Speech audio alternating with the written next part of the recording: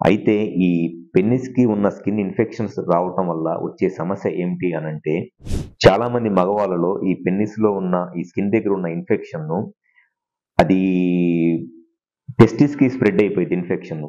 ఈ టిప్ దగ్గర ఉన్న ఇన్ఫెక్షన్‌ను స్లోగా ఈ సెమెనొచ్చే రూట్ నుంచి టెస్టిస్‌కి అంటే బీర్జాలకి ఇన్ఫెక్షన్ స్ప్రెడ్ అయిపోయి, వాళ్ళకి స్లోగా ఇన్ఫెక్షన్ వల్ల బీర్జాలు డ్యామేజ్ అయిపోతాయి. టెస్టిస్ డ్యామేజ్ అయిపోయి దానివల్ల వీర్య కణాల కౌంట్, స్పెర్మ్ కౌంట్ తగ్గిపోయిద్ది. ఈ స్పెర్మ్ కౌంట్ తగ్గిపోవటము, దాంతో పాటు ఎక్కువగా చనిపోయిన వీర్య కణాలు ఉండటము, ఈ వీర్య కణాలలో కదలికలు చనిపోవటము, కదలికలు లేకపోవటము లాంటి సమస్యల వల్ల పిల్లలు పుట్టడానికి ఇబ్బందయిద్ది. అది వచ్చే ఫస్ట్ ప్రాబ్లము.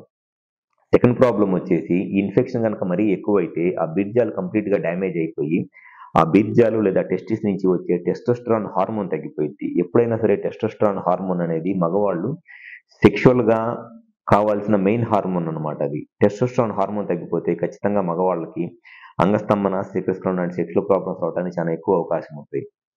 సో, ఇన్ఫెక్షన్ గనక ఎక్కువైనట్లయితే టెస్టోస్టెరాన్ హార్మోన్ గూడా తగ్గిపోయి, అటువంటి వాళ్ళలో ఈ సెక్షువల్‌గా గూడా ప్రాబ్లమ్స్ వస్తాయి.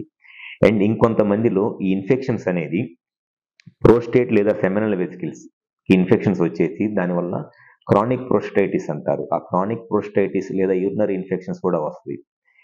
ఒకవేళ మీకు ఉన్న ఈ ఇన్ఫెక్షన్ కనుక సెక్షువల్‌గా కలిసినప్పుడు మగవాళ్ళ నుంచి ఆ ఇన్ఫెక్షన్ గనక ఆడవాళ్ళకి వెళ్ళిందనుకోండి, వెజైనల్ ఇన్ఫెక్షన్ వచ్చిందనుకోండి, సేమ్ వాళ్ళకి గూడా యూరినరీ ఇన్ఫెక్షన్స్ వస్తాయి.